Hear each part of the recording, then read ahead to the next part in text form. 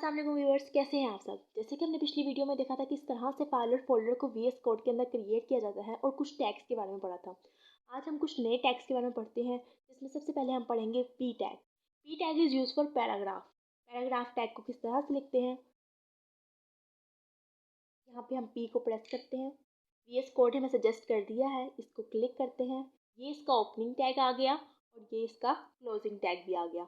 अब इसके मिड में हम कुछ भी लिख सकते हैं, जो भी आपको पैराग्राफ लिखना है, या कोई भी हम देखते हैं वेबसाइट के अंदर डिस्क्रिप्शन लिखी होती है, कोई भी पैराग्राफ लिखा होता है तो वो इसी पी टैग का इस्तेमाल किया जाता है। तो इसके अंदर आप कुछ भी लिख सकते हैं। अगर आपके पास कोई कंटेंट नहीं है, आप डमी कंटेंट डालना चाहते हैं, तो आप लोडम का इस्तेमाल कर सकते हैं।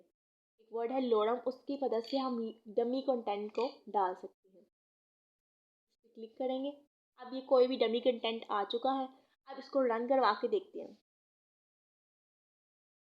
पैराग्राफ जो है वो वेब पेज पे प्रिंट हो चुका है। अब हम नेक्स्ट टैग के बारे में पढ़ते हैं, वो है B R tag. B R tag is use for break line. अगर हम चाहते हैं कि इस वर्ड के बाद जो भी अगली लाइन है वो अगली लाइन पे मूव कर जाए, वो इसके साथ नजर ना आए, तो हम यूज़ करेंगे बी आर टैग। इसके बाद, इस वर्ड के बाद हम लिखेंगे बी आर। तो देखते हैं उसको किस तरह से लिख सकते हैं।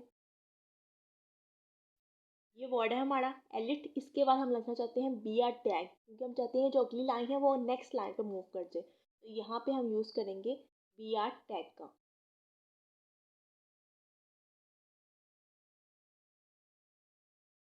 हम लिखेंगे बी आर।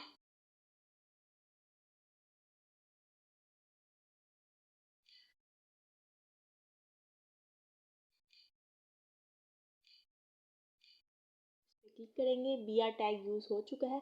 इसका क्लोजिंग टैग लिखना ज़रूरी नहीं है, इसका ओपनिंग टैग भी वही वर्क करता है। अगर क्लोजिंग टैग लगाना चाहते हैं तो लगा लें, अगर ना भी लगाएं तो कोई फ़र्क नहीं पड़ता। तो इसको रन करवाते हैं, फाइल को सेव करते हैं। सबसे पहले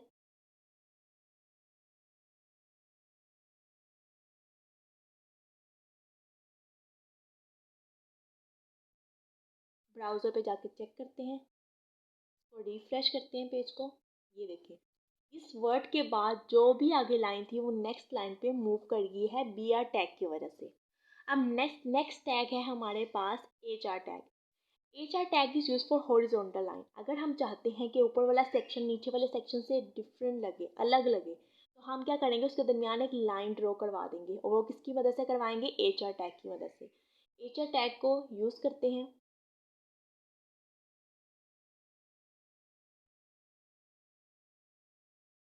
हम चाहते हैं हेडिंग्स के बाद एक लाइन ड्रॉ हो जाए जो पी टैग को और हेडिंग के टैग्स को अलहदा कर दे। तो यहाँ पे हम यूज़ करेंगे एच आर टैग। अब इसको हम सेव करवाते हैं।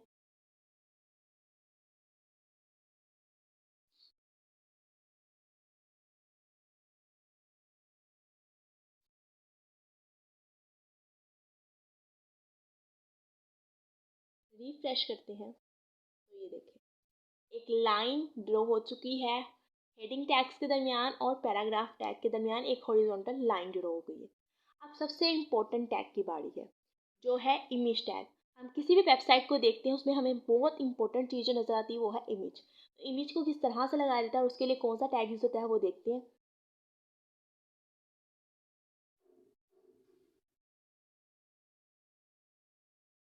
तो यहाँ पे हम लिखते हैं इमेज। इमेज के लिए टैग इस्तेमाल होता है वो IMG। इस टैग का इस्तेमाल करते हैं।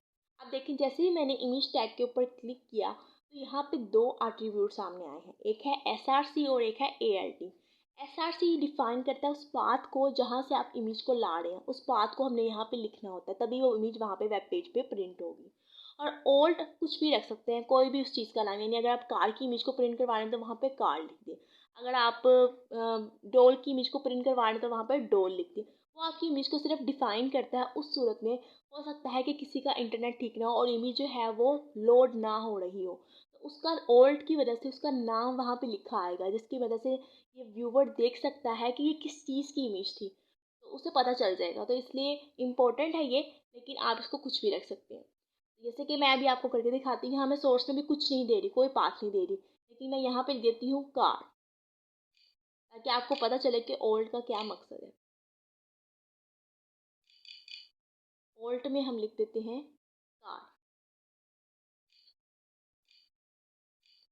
अब इसको सेव करते हैं और रन करवाते हैं। ये देखें, इस तरह से एक कार्ड डिस्प्ले हो गया जिसमें कोई इमेज नहीं है, लेकिन साथ दिखा रहा है ओल्ड की वजह से कार्ड। अगर इमेज डिस्प्ले ना भी हो तो कम से कम ये तो पता चले कि किस चीज़ की इमेज यहाँ पे मौजूद थी। अब हम देखते हैं कि इमेज को किस तरह से वेब पेज के ऊपर लाया जा सकता है। तो उसके लिए जो आपने एक इम्पोर्टेंट काम करना है वो ये है कि आप जिस भी इमेज को इस वेब पेज के अंदर प्रिंट करवाना चाहते हैं, तो आपको जिस फोल्डर में आप काम कर रहे हैं, अभी हमने index.html किस फोल्डर के अंदर बनाया है, स्टूडेंट के अंदर, तो स्टूडेंट के फोल्डर के अंदर ही उस इमेज को भी होना चाहिए।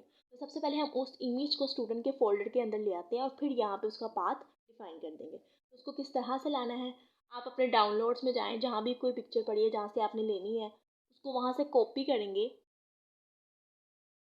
डाउनलोड में हम आ गए हैं, यहाँ से एक इमेज को लेते हैं और उसको कॉपी कर लेते हैं और उसको पेस्ट कर देंगे जो हमारा फोल्डर है स्टूडेंट का, जिसमें इंडेक्स पड़ा हुआ है, index.html।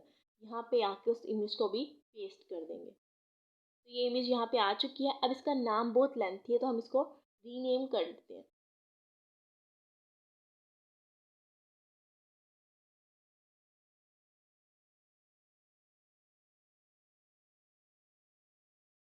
हमने रीनेम कर दिया और उसका नाम रख दिया थंबनेल। अब हमने VS कोड में जाते हैं और देखते हैं कि वहाँ पे thumbnail.jpg के नाम से कोई इमेज आ गई है या नहीं। ये देखिए साइड पे index.html के नीचे thumbnail.jpg के नाम से एक इमेज भी आ चुकी है। अब हम इसका पाथ उस SRC के एट्रीब्यूट में दे सकते हैं। यानी यहाँ पे मैं लिखूंगी अब ये नाम thumbnail.jpeg। jpg इसकी एक्सटेंशन है पिक्चर की। यहाँ पे आपकी PNG भी हो सकती है, JPG भी हो सकती है, कुछ भी हो सकती है। तो यहाँ पे मैं लिखूंगी अब thumbnail.jpeg। इसका पाथ हमने डिफाइन कर दिया। अब इसको जो है वो रन करवाते हैं। देखिए वेब पेज के ऊपर एक इमेज प्रिंट हो चुकी है, पर ये इसका साइज बहुत बड़ा है, हमें इतना बड़ा साइज नहीं चाहिए। तो इसके लिए हम क्या करेंगे, दो और एट्रीब्यूट्स का इस्तेमाल करेंगे जो है विड्थ और हाइट। उसको किस तरह से देंगे, VS कोड में जाते हैं और यहाँ पे हम एक और एट्रीब्यूट का इस्तेमाल करते हैं जो है विड्थ। विड्थ आपने हमेशा परसेंटेज में देनी है, तो विड्थ देते हैं इसको 30%। आप कुछ भी सकते हैं, 40%, 50%, जितनी आपको चाहिए उस हिसाब से आप इसको कर सकते हैं। तो मैं यहाँ पे देने लगी 30% विड्थ और आपने एक देनी है हाइट। हाइट देना चाहें तो दे लें, ना भी देंगे तो सूट